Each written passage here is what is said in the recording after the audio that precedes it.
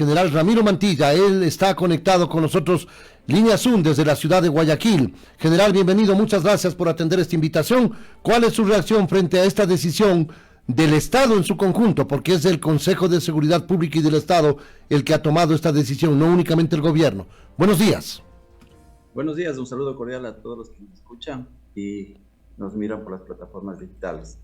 Bueno, yo pienso que no tiene nada de nuevo esta declaración del Consejo de Seguridad Pública del Estado, porque primero declarar al terrorismo como una amenaza a la seguridad de todos los ecuatorianos, todo el mundo sabemos que es una amenaza y que se va a enfrentar con todo el poder del Estado. Es una declaración lírica que no va a tener una influencia positiva en cambiar la situación de inseguridad en la que vive el país. Y por otro lado, recomendar que el presidente emita un decreto ejecutivo para que se enfrente con poder de fuego letal a estas organizaciones, cuando eso ya consta en la Constitución, en todas las leyes de la legítima defensa. Y no nos olvidemos que las Fuerzas Armadas y la Policía Nacional representan al Estado ecuatoriano y para ejercer el poder de policía y el uso el monopolio en el uso de la fuerza. Es decir, estas declaraciones que para mí son muy críticas, que no contribuyen en mucho y no va a cambiar la situación. Yo esperaba, la verdad, un poco más del Consejo. Quizá están en este momento los nuevos funcionarios iniciando su gestión, pero debieron abordar temas más importantes y que son... General, pero ¿cuál sería otra medida que esté dentro del marco legal y constitucional que no sea las que han anunciado? ¿Qué otra medida tiene el marco legal y constitucional para poder adoptar, para enfrentar el crimen organizado y el terrorismo?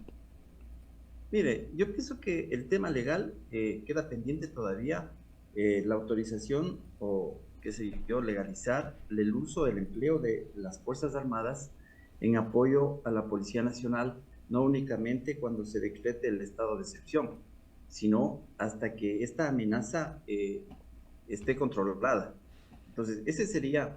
Pero eso está en manos de la Asamblea, General Mantilla. Eso está en manos de la Asamblea y hay una propuesta que está siendo modificada. No sé si en el espíritu original, pero al menos hay una serie de consideraciones que están introduciendo los asambleístas en la Comisión de Enmiendas Constitucionales. Sí, esa es la verdad de que la Asamblea todavía tiene esa obligación que todavía no la ve con urgencia. Pero sin embargo se puede hacer mucho todavía con lo que se tiene.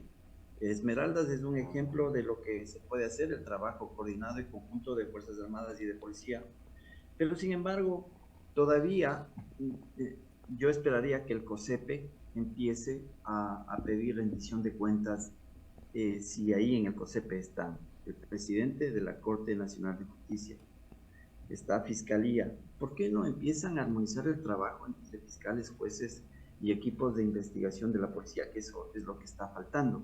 ¿De qué sirve que se detenga a todos o a la mayoría de los responsables de los ataques al puerto en Esmeraldas, en diferentes delitos de sicariato, que colocaron explosivos y atentaron contra la vida de policías y las instalaciones de las UPC, cuando los jueces los dejan en libertad? Esos son problemas que hay que solucionar al más alto nivel.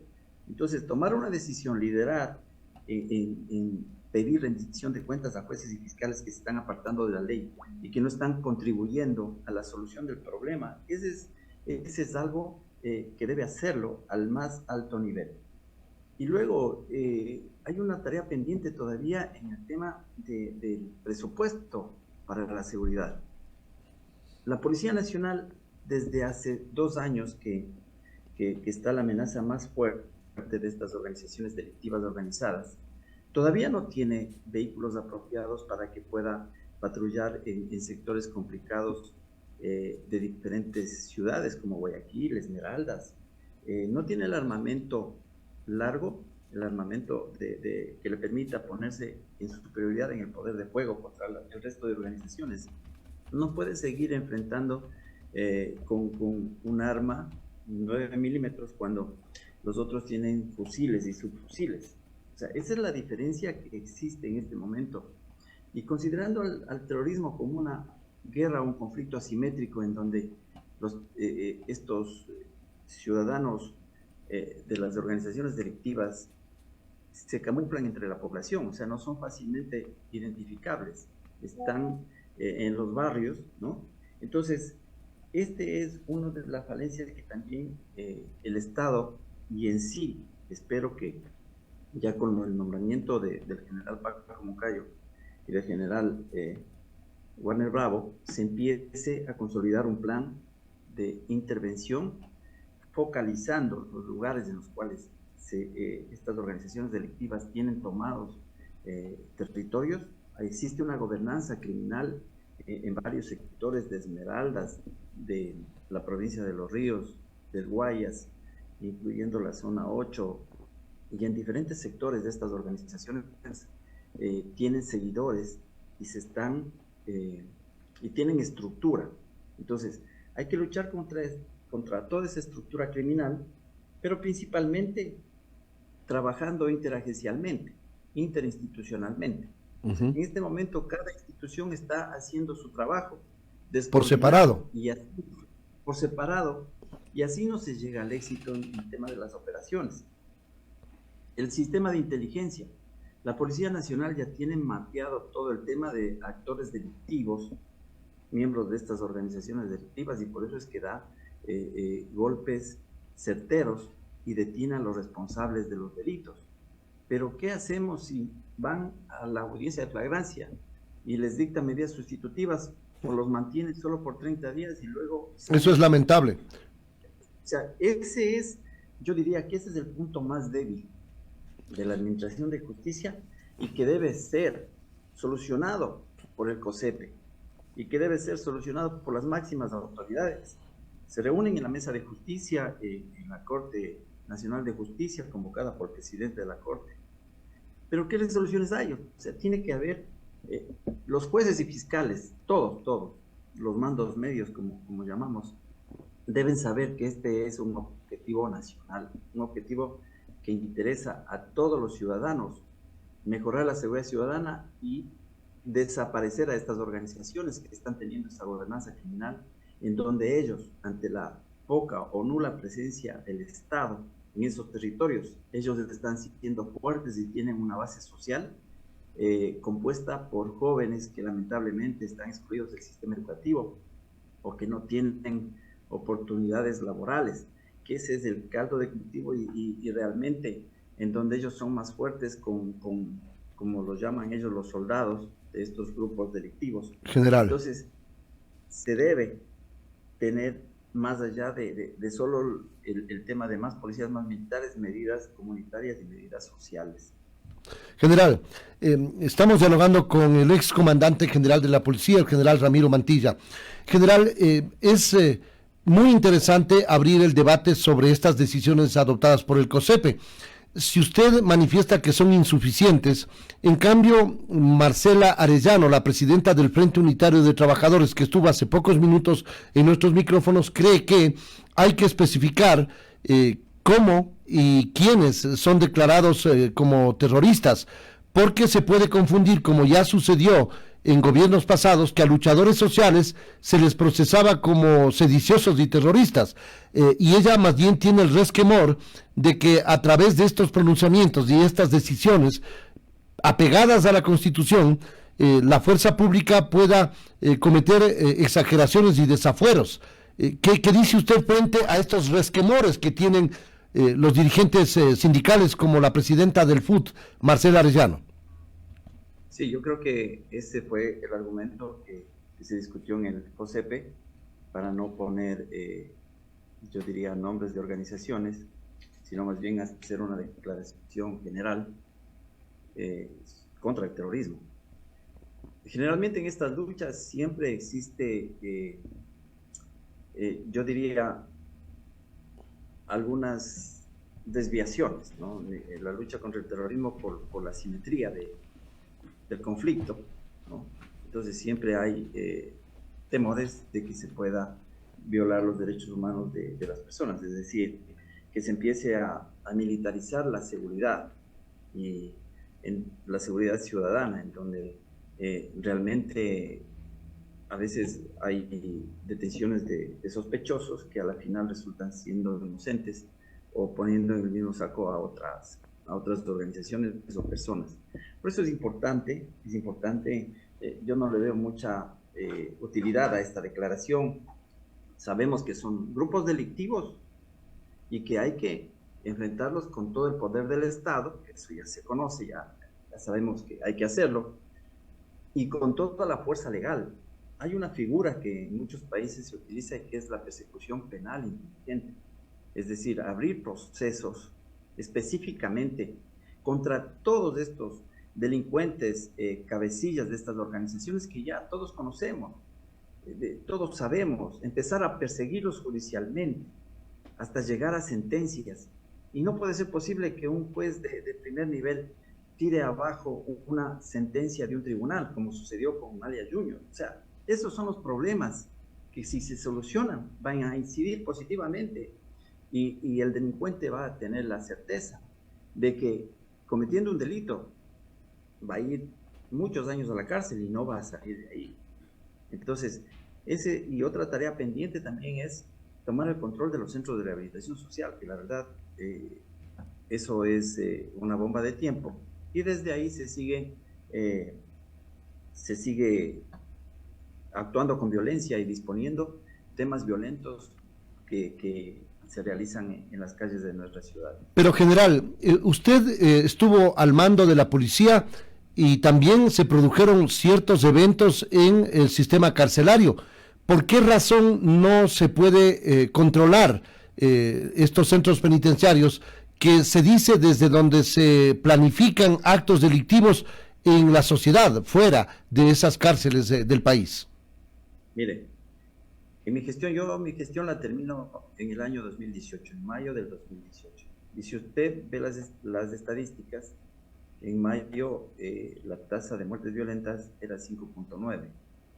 Yo termino mi gestión con 960 muertes violentas en todo el país, 960.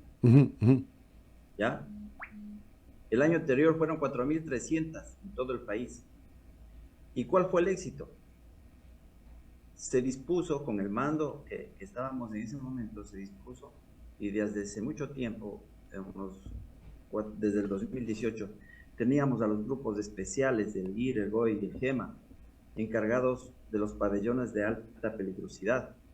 Ellos trabajaron al interior controlando a todos estos líderes delictivos que estaban en ese momento. No se les dejó tomar el control que hoy existe. Ellos, y luego se retiró al personal de los grupos especiales del sistema penitenciario, porque hubo un convenio firmado con el Ministerio de Justicia en ese tiempo. Entonces, ante la ausencia de control, ¿quién toma el control? Es el más fuerte. Entonces eso sucedió. Y hoy es difícil retomar el control. En mi periodo no hubo muertes, no hubo masacres, inclusive fueron bajas las muertes, pero porque se hizo un control estricto al interior. Entonces, inclusive iniciamos nosotros con la unidad de inteligencia penitenciaria, con personal policial capacitado que nos alertaba de posibles, había delitos al interior de explosiones entre los PPLs, pero que inclusive hacíamos operativos permanentes al interior. Entonces, eso es lo que sucedió, pero lamentablemente el sistema de rehabilitación social es muy débil. Y ahí tenemos también otro problema a solucionar. La Asamblea, en un proyecto de reformas a las leyes, a varias leyes, ya crea el Consejo Nacional de Política Pública. Yo pienso que ese consejo debe trabajar para generar política pública y solucionar estos problemas como la impunidad y los problemas de falta de control del sistema de rehabilitación social, el trabajo en equipo, que también es la función del nuevo secretario de Seguridad, que debe coordinar el trabajo de todas las instituciones encargadas de la seguridad pública y ciudadana. Otro aspecto importante también es estructurar el sistema de seguridad del Estado en todos los niveles de gobierno, desde el gobierno central, el gobierno provincial, los GAT municipales y los GAT parroquiales, porque al delito se lo combate desde de lo local, o sea, desde los municipios. El asunto que los municipios deben interesarse más en prevenir el delito y la violencia, y también en evitar que existan estos lugares en las ciudades, ¿no? Estos lugares en donde la gobernanza criminal está tomando mucho espacio. Lo que muchos llaman santuarios. Ahora, general, le pregunto, otra de las medidas que ha adoptado en esta situación desesperada de la sociedad ecuatoriana, el gobierno, es el libre o porte controlado, más bien, para utilizar términos específicos, porte controlado de armas, algo que estaba vigente con determinados requisitos específicos, pero ahora la lista es mucho más grande. La tenencia y porte de armas, de acuerdo al decreto 707, ¿usted cree que va a permitir que haya una mayor respuesta desde la ciudadanía, o es un desentenderse del Estado, como establece el artículo 158, como una atribución y una responsabilidad del Estado ecuatoriano, la seguridad de los ciudadanos? Sí, trasladar la responsabilidad del Estado a los ciudadanos para que nos defendamos, no le veo acertado. Muchos analistas dicen que con este decreto el gobierno perdió la batalla contra las organizaciones delictivas, pero lamentable que no se tomó en cuenta a instituciones que pueden hacerlo, por ejemplo, los agentes de tránsito a nivel nacional, los agentes de control municipal, que son orgánicos, o sea, que pertenecen a instituciones del Estado, jerarquizadas, del gobierno, jerarquizadas, que tienen unidad de dirección y mando, y que con una buena capacitación ellos van a defender o a utilizar el arma de fuego, porque están también en la calle, o sea, a diferencia de armar a los ciudadanos. Pero veamos quiénes pueden tener un arma. Primero, el poder económico. Claro, eso es una premisa. Ciudadano, $2,000, $2,000 a $3,000 puede comprar un arma de fuego. O sea, eso también va a ser elitista, la tenencia y porte de armas, ¿no? Y se tiene que regular dónde puede portar el arma. Si alguien se siente amenazado y tiene el permiso para portar armas, puede ir a un restaurante en donde están otras personas que no tienen armas, y eso, en lugar de generar seguridad, va a generar más inseguridad, porque si un delincuente entra a asaltar en un restaurante en donde hay alguien que porta un arma, va a empezar un tiroteo y va a haber víctimas colaterales. Entonces, yo pienso que esa no es una medida, porque nunca la persona que porta armas, el ciudadano que porta armas, se pone o piensa el ciudadano que va a tener la misma oportunidad con el delincuente de salvar su vida. Totalmente equivocado. El delincuente no tiene empatía, el delincuente está preparado para asesinar. En cambio, los ciudadanos que tratan de defenderse no lo están. Así que yo pienso que se va a generar más violencia en los casos en los que coincidan estas circunstancias. General, es decir, más allá de los requisitos, más allá de la rigurosidad, más allá del poder adquisitivo, ¿usted considera que esa medida no va a contribuir al combate y a la lucha contra la violencia y la inseguridad?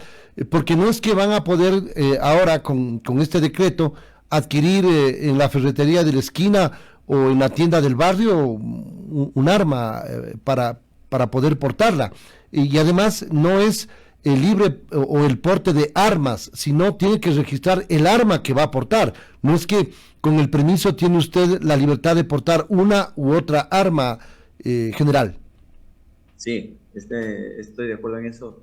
Realmente toda arma que tenga autorización o que haga el trámite del permiso deberá ser registrada, en donde inclusive se saca el testigo balístico para a futuro, eh, si un arma de fuego se encuentra en una investigación, tenga que ser cotejada. Y también con el asunto de que no es porque haya un decreto que autoriza la, el porte de arma, si no concurre los requisitos de la legítima defensa, va a enfrentar un proceso quien hizo uso del arma de fuego. Así que es más complicado el asunto que solo decir sí, ya tengo el permiso y puedo hacer uso sin que me pase nada. Entonces hay criterios equivocados.